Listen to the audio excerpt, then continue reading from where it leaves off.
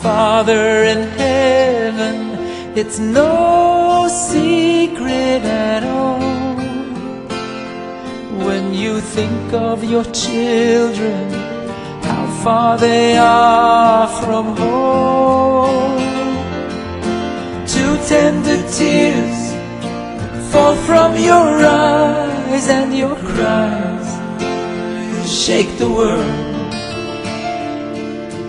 Cannot bear to see you this way.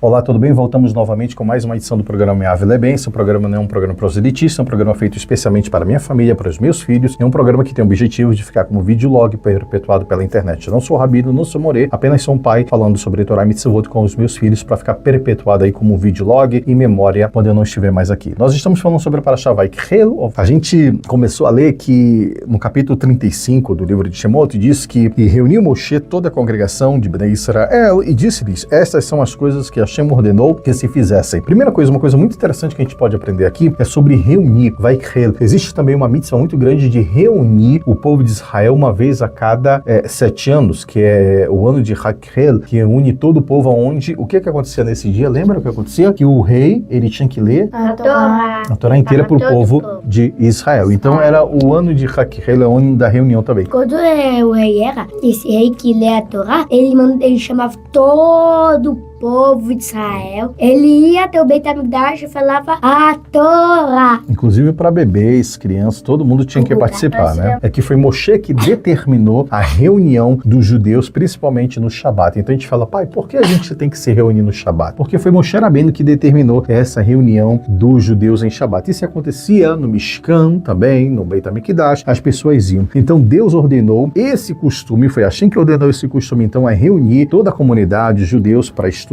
não só estudar a Torá, como também aprender as leis, as alahot, tá? As alahot de Shabat e as regras de conduta, e também para inspirar, motivar as pessoas o amor pela Torá. Se você não tem, então, uma sinagoga, isso poderia ser feito depois do serviço no Mishkan, depois no serviço do Beit HaMikdash, as pessoas iam e se reuniam na casa de alguém, de algum judeu, as pessoas comiam, falavam sobre Talmud e Torá, sobre Mishnayot, sobre as alahot. Então, por isso que hoje existe o costume da gente se reunir no Shabat na sinagoga para ouvir a leitura da Torá. Esse costume foi estipulado por Moshe Rabbeinu através de Hashem, que é para reunir. Então a gente tem que se reunir justamente para quê? Para estudar a Torá. Por isso que no Shabat a gente senta em casa, a gente lê a Parashá da semana, conversa, discute, tem as Gadot, aliás, como o Midrashim.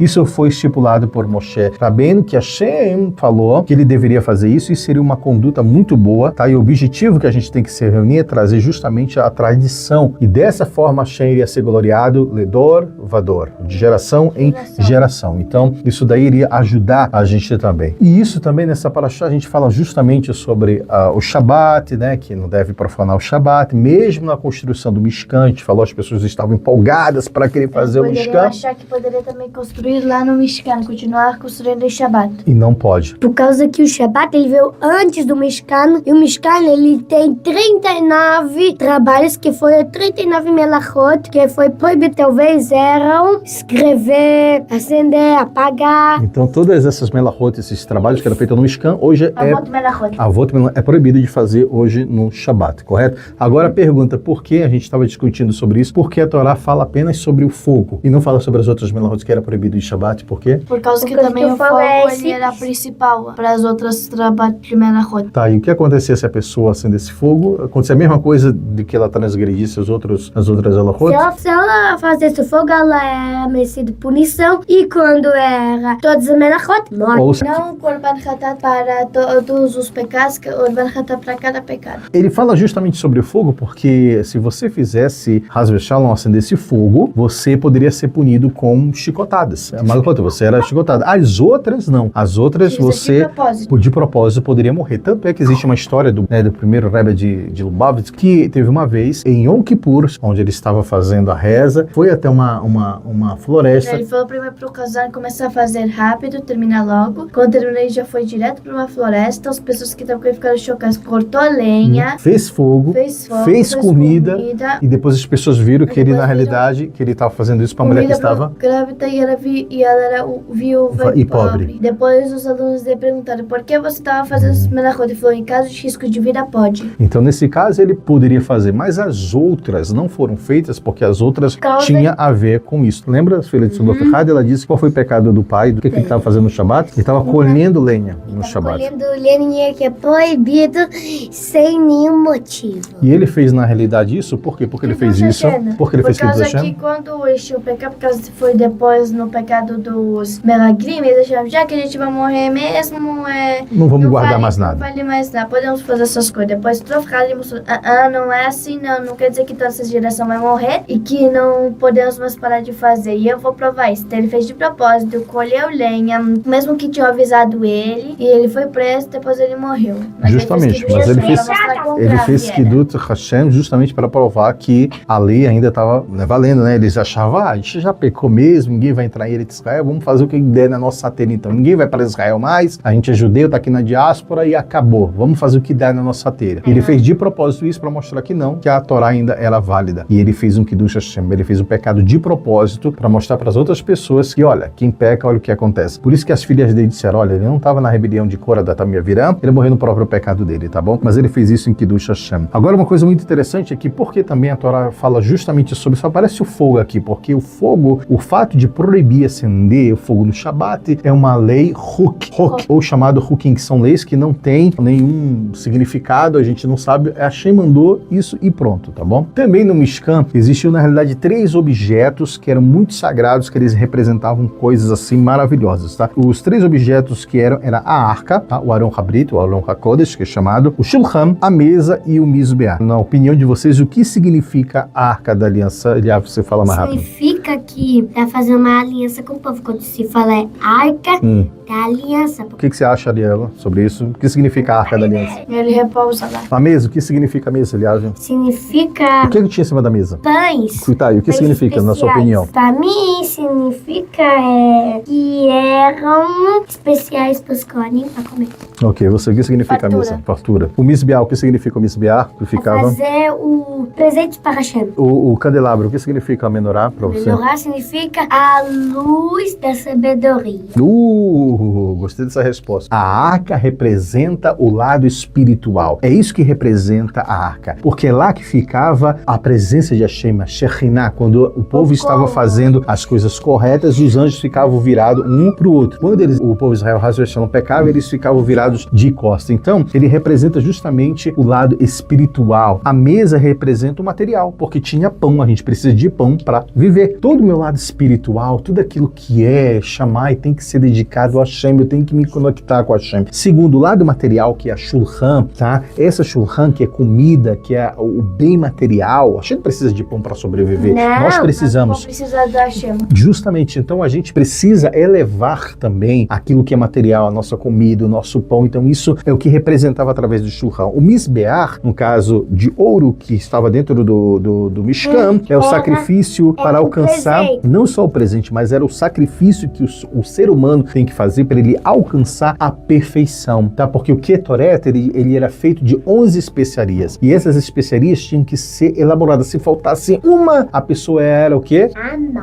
Obrigado, Eliav, ele merecia a morte. Então não poderia faltar nada. Então isso significa perfeição. Então essa perfeição, a gente tem que fazer. O Ketoret é o seguinte, o Ketoret é respirar. Ele ficava bem na frente da parochet, ou seja, da cortina que ficava o Aron HaKodesh, o Aron Habrit ficava do outro lado. Por que ela ficava bem no meio? Significa que o pão, você pode sobreviver sem comer pão 1, 2 dias. A água também, se faltar luz, você pode ficar sem luz, mas sem respirar, você não consegue ficar por muito tempo. Então, Ketoret mostrava que para você estar perante a presença de Hashem, você precisa ter constância. Eu preciso respirar constantemente, ou seja, não pode faltar, tá, essa perfeição. Você tem que buscar se aperfeiçoar a cada vez mais. Isso que representa o Mizbeah, a perfeição, sacrifício. Se sacrifique para você se tornar uma pessoa melhor a cada dia. E o candelabro, que era a menorá, ela significa o que você falou, a luz, a orientação, a iluminação, a orientação, como também você falou que é iluminar outras pessoas, outras coisas, o caminho na vida do ser humano e os 7 dias da semana, ou seja, a Torá, a presença divina, a luz que existia no Mishkan, que estava justamente representado pela menorá, significa o que a Torá é? Luz. A Torá é a luz. Diz que a Neshama do ser humano, a nossa alma, é a vela de Hashem. Então, a vela, ela só pode ser acesa através do fogo. O fogo vem através do quê? Da presença de Hashem, dos 7 dias da semana da menorá. E então, essa Torá, que é a luz, ela deve fazer o quê? Ela deve iluminar as nossas escolhas, iluminar o nosso caminho. Então, é dessa maneira que existia 4 elementos que tinham dentro do Mishkan. Essa paraxá também nos ensina que a gente deve servir a Hashem de coração. Moshe começa dizendo nessa paraxá, e de 6 dias você deve trabalhar, e no 7º dia haverá para vocês, será o Shabat de repouso para Hashem. Todo aquele que nele fizer algum trabalho será morto. Não acenderás fogo, como a gente já falou, em todas as vossas habitações. E falou Moshe toda a congregação dos Bnei Israel, dizendo esta coisa que ordenou Hashem, dizendo, tomai de vós uma oferenda separada para Hashem, e todo doador de coração. Aqui, todo doador de coração trará uma oferenda para Hashem, ouro, prata, cobre, tecido, azul celeste, púrpura, etc. Aqui mostra todos aqueles elementos da criação, que tudo isso deveria servir para Hashem. Hashem, ok, Beseder. Tudo isso tem que tomar, e ao mesmo tempo que tem que tomar, todo aquele que tem o coração deve doar. Como assim? Então mostra que existem momentos na vida que você deve ser obrigado a doar, servir a Hashem, e outros que você deve doar de coração. Você deve se dispor para servir a Hashem de coração. E essa forma de doação, o Maimonides vem trazendo que existe 8 formas de se doar. O que é doar? Doação pode ser tzedakah, pode ser gemilut chassadim, tá? Mas a gente está falando diretamente de dinheiro, de bufunfa aqui, tá? O que significa então doar? Então Maimonides diz que existe 8 maneiras. A primeira maneira é dar contra a sua vontade ou porque ele tem o pedido. O Silvio Santos, que morreu de bendita memória, ele dizia uma vez num programa dele lá no Brasil, no Yom Kippur, ele disse, dê. Mesmo que você dê de má vontade, mas dê. A melhor coisa que tem é você doar, é se doar. E já dizia um grande amigo que eu tinha lá no Brasil, o rabino Joseph Salton, um grande cabalista, ele dizia, aquele que não serve, não serve. Se você não serve uma pessoa, se você não serve para ajudar outras pessoas, você não serve então para nada. Então ele falava sempre, aquele que não serve, você não serve para nada. Se você tá aqui, tá todo mundo trabalhando, tá todo mundo ajudando e você não tá ajudando, você não serve para nada. Então se você não serve, você não serve. Ou você dá sem você querer, mas dê. Sem você não querer, é uma das formas de fazer tzedakah, ou se alguém pediu para você. A segunda forma de fazer tzedakah é dar antes que ele solicite. Você tá dando dinheiro, xalá, em vez o Eliav fala, papai, dá um dinheiro para eu dar tzedakah para aquela pessoa, mesmo se a pessoa pedir. É uma outra forma de fazer tzedakah. Vai crescendo os níveis. Dá sem alguém lhe pedir. Terceiro nível é dar de acordo com a sua situação financeira. Se você pode dar 10 shekels, você dá 10 shekels. Se você puder dar 20 shekels, você dá 20 shekels. Se você puder dar 50, você dá 50. Você não vai dar 100 se você não pode dar 100. Você vai ficar sem. Vai faltar dinheiro para comida, vai faltar dinheiro para a lata do leite do Yosef. Então você não pode dar. Se você puder dar, dê então, tá? Dá de acordo com o que é a sua situação financeira. 4, dar mais do que lhe permite a sua situação financeira. Tipo assim, você quer poder dar. Isso vai lhe faltar, mas você tem fé de que a Hashem vai te retribuir. Eu vou fazer esse esforço. Você pode dar mais do que lhe permite a sua situação. Vai crescendo esse é o nível de você ser mais devoto ou não. O 5º nível é dar sabendo a quem se dá, ou seja, você está sabendo para quem você está dando, sem que esta pessoa saiba de quem recebe, ou seja, a pessoa está doando, mas aquela pessoa que está recebendo não sabe de quem é o dinheiro. Essa é uma forma muito boa de dar tzedakah. A 6ª forma de dar tzedakah é dar ignorando a quem se dá, porém sabendo este de quem recebe. A pessoa que está recebendo sabe, o Moshe que está me dando, mas o Moshe não sabe que aquele dinheiro está sendo dado para aquela pessoa pobre. Entendeu? Ele não sabe, mas a pessoa pobre sabe de quem está vendo o dinheiro. A 7ª é dar sem saber nenhum nem outro de quem quer que receba, ou seja, aquele que está doando, fala, dá isso daqui para alguém, não sabe para quem vai, e a pessoa que está recebendo também não sabe, porque isso daqui evita também humilhação. as pessoas ficam meio assim tristes, não querem mostrar que estão passando por necessidade. E a oitava é dar a um homem os meios necessários para viver sem degradá-lo com a esmola, ou seja, você poder dar para ele de maneira boa para que ele não se sinta mal. É a melhor maneira que tem. Existia uma história, eu não me lembro qual era o nome do Rav, que ele pegou e disse para o filho dele, olha, leva aqui esse vinho, esse dinheiro para dar para essa pessoa que estava passando necessidade. Se eu não me engano, era próximo de Rosh Hashanah, alguma coisa assim, que tinha que doar. Eu não me lembro muito bem. E aí o filho dele foi lá. O filho dele chegou lá e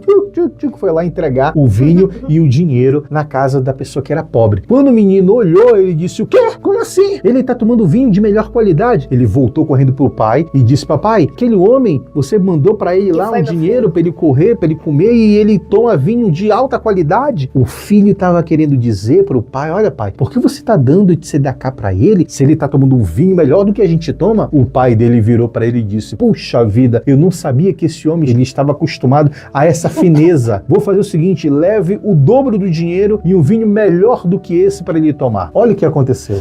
Então, dessa maneira, ele não se deixou levar pela lashon hará, pela maledicência talvez do filho, mas o filho estava fazendo também, eu acho, uma mitzvah, o pai dizendo, pai, isso tá dando e ele tá enganando, mas na realidade o pai pensou, não, ele tá acostumado com finezas. Então é uma mitzvah também você ajudar as pessoas. Se a pessoa está acostumada com uma determinada vida, você não pode degradar ela, ou seja, dar menos para ela. Se ela está acostumada com ele de uma maneira, você tem que manter a vida da pessoa daquela maneira. E a maneira correta de você fazer a sua oferenda para Hashem, de doar também, é só depois que você trabalhou, depois que você ganhou, aí você pode dar a sua oferenda, que é a terumá, tzedakah, nedavot, você também pode dar. Terumá significa separar, ela também pode significar contribuir, pode significar elevar, e isso significa que você pode elevar para fins sagrados e caridade. Então uma coisa muito boa, você só pode fazer aquilo depois que você trabalhou. Você trabalhou, você ralou, você trabalhou, você pode dar. Como é que você vai querer dar uma coisa que você nem trabalhou? Não tem como, entendeu? A propósito, apesar de que os nossos Chachamim falam que mesmo que você queira doar, por exemplo, puxa, eu queria tanto doar 500 shekalim, mas eu não tenho esse dinheiro. Hashem olhar lá de cima e vai dizer, olha, como você teve a intenção, eu vou contar como se você tivesse doado esse dinheiro. Então, muitas vezes, por mais que você queira fazer uma coisa que você não consegue fazer, quando você tem a intenção, a Hashem vai tomar aquilo, vai aceitar aquilo como se você já tivesse feito aquilo. Eu gostaria muito de fazer, mas eu não posso, a Hashem disse, então eu vou aceitar como você já tivesse feito aquilo. Quando você doa, a doação, que a gente falou, terumá, significa se elevar, se conectar, você também eleva a você mesmo. Quando você faz um ato de caridade, você está ajudando a si mesmo, você mesmo está mais se ajudando do que ajudando a outra pessoa. A tzedakah, ela é chamada de tzedakah kofer nefesh, ou seja, a tzedakah, ela salva vidas. A gente já sabe daquela velha história da filha do Rabi Akiva, ela andava na rua, os feiticeiros olhavam, as pessoas que trabalhavam com magia negra diziam, tão bonita, pena que vai morrer no dia do casamento dela. E aí o Rabi Akiva soube disso e esperou, vamos ver o que vai acontecer. No dia do casamento dela, ela foi dormir com o marido dela, apagou a luz, tirou do cabelo dela um negócio que prendia o cabelo dela e cravou aqui na parede. E ela dormiu. No outro dia, quando ela acordou, tomou um susto. Tava grudada, onde ela tinha colocado, tava a cabeça de uma serpente venenosa, tava morta. O pai dela viu que aquilo tinha acontecido um grande milagre. Ela falou, minha filha, o que aconteceu ontem à noite? Ela disse, você fez alguma coisa especial, algum ato de gemilut chassadim, de bondade? Ela disse, olha papai, eu não sei, eu só sei que no dia do meu casamento, lá à noite, tinha um homem mendigo que ele tava lá na frente, sem ninguém ver. Eu preparei um prato de comida, fiz um prato de comida e levei para ele. E normalmente as pessoas gostam de expulsar essas pessoas que estão bêbadas, os pobres. Ela levou esse prato de comida e deu para ele. Ela fez um ato de tzedakah, deu um dinheiro para ele. E isso salvou a vida dela. E disse para ela, minha filha, você estava destinada a morrer no dia do seu casamento. Como você fez essa tzedakah, esse ato de gemilut chassadim, Hashem fez um milagre e essa cobra que era para matar você acabou matando ela. Então, tzedakah realmente salva vidas. Tem outra história que tinha duas pessoas que depois eles estavam passando em um lugar, estavam conversando, depois eles viram pobre e um deles deu dinheiro e o outro não. E depois veio um anjo do mal, que era o Satã, que depois ele falou, era para ele levar os dois. Só que ele falou, mas como um de vocês deu o dinheiro, você não vai morrer. Porém, o segundo, seu amigo, infelizmente, vou ter que levá-lo. Ele falou, deixe pelo menos eu fazer agora, será que ele falou, não, já era, você teve sua chance e você não fez. Ele falou, pelo menos deixa eu agradecer a Hashem por tudo que eu passei. Depois ele começou a agradecer a Hashem, depois a gente falou, não tem mais a permissão de te levar. Porque ele agradeceu. Ele não fez tzedakah, mas o agradecimento mas também. Depois ele começou a pra fazer tzedakah. Então, essa Baruch Hashem. oportunidade que ele tinha.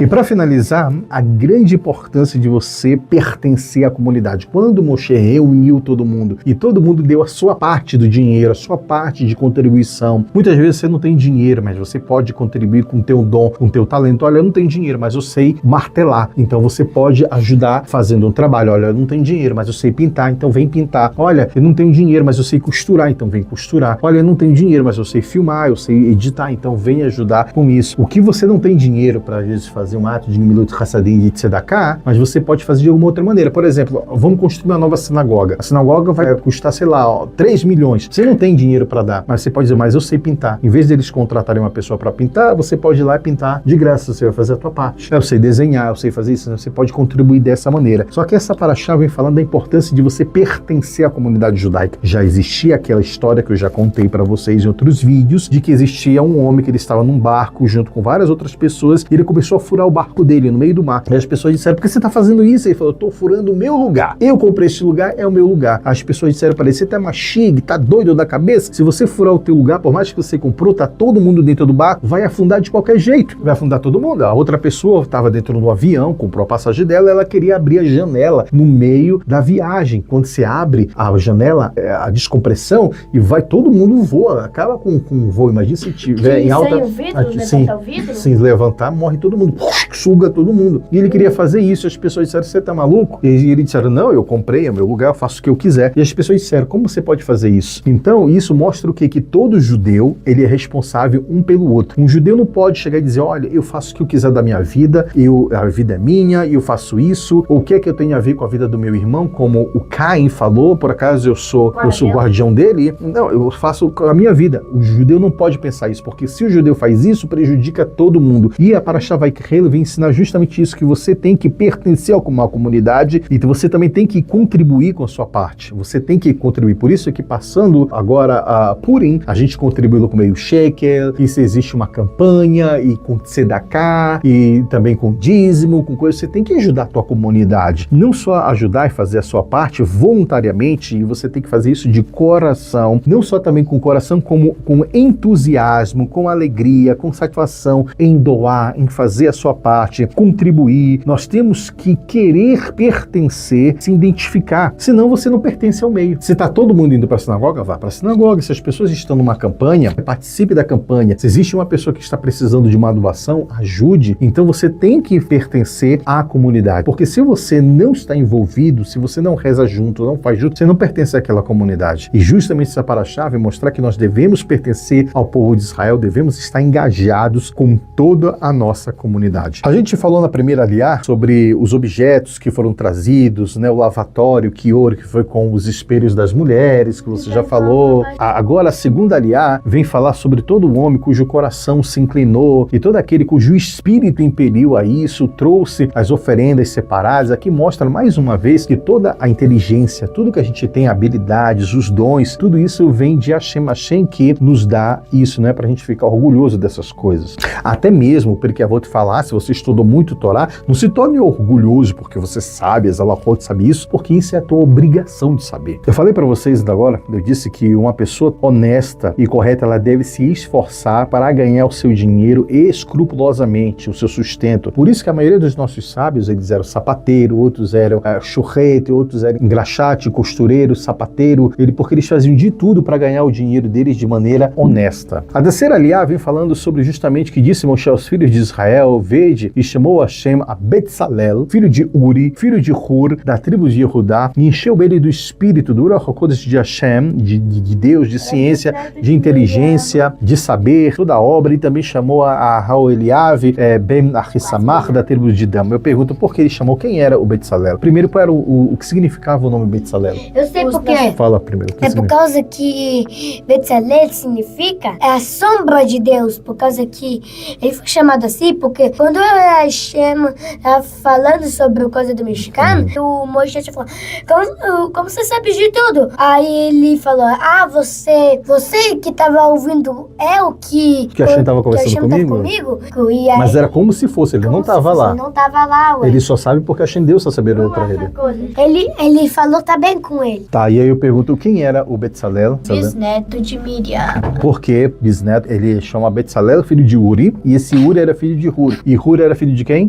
De Miriam. Então Hur era filho de Miriam. Ele é de Yehudá por causa que o pai deles era de Yehudá. Mesmo ela sendo da tribo de Levi. Então Hur era filho de Miriam, o Uri era o neto de Miriam e Betzalel era bisneto dela. E o Aholiav, ele era na realidade da tribo de Dan. Eu até perguntei, era ajudante, eu até perguntei pra vocês por que será, por que eles foram escolhidos essas duas pessoas, e eu me lembrei na realidade da Agadot que fala por que Moshe Rabbeinu e Aharão foram escolhidos. Mas eles vieram de linhagens, os pais dele tinham méritos muito grandes de terem se dedicado, então por isso eles foram escolhidos. E aqui na Torá mostra que Hashem diz, e Moshe falou aos filhos de Israel que Hashem que foi que escolheu, para que as pessoas não achassem que Moshe estava querendo proteger, só escolher os parentes dele, a família dele. Então mostra, não fui eu que escolhi, foi Hashem que escolheu e Hashem que colocou dentro deles essa sabedoria para eles fazerem. Que nem a construção do Mishkan, que não foi ele que inventou da cabeça dele, foi Hashem que mandou. E aqui fala várias vezes, né, que Betzalel, Aholiav, todo homem de coração fizeram exatamente como Deus falou, exatamente como Deus falou, exatamente como Deus falou.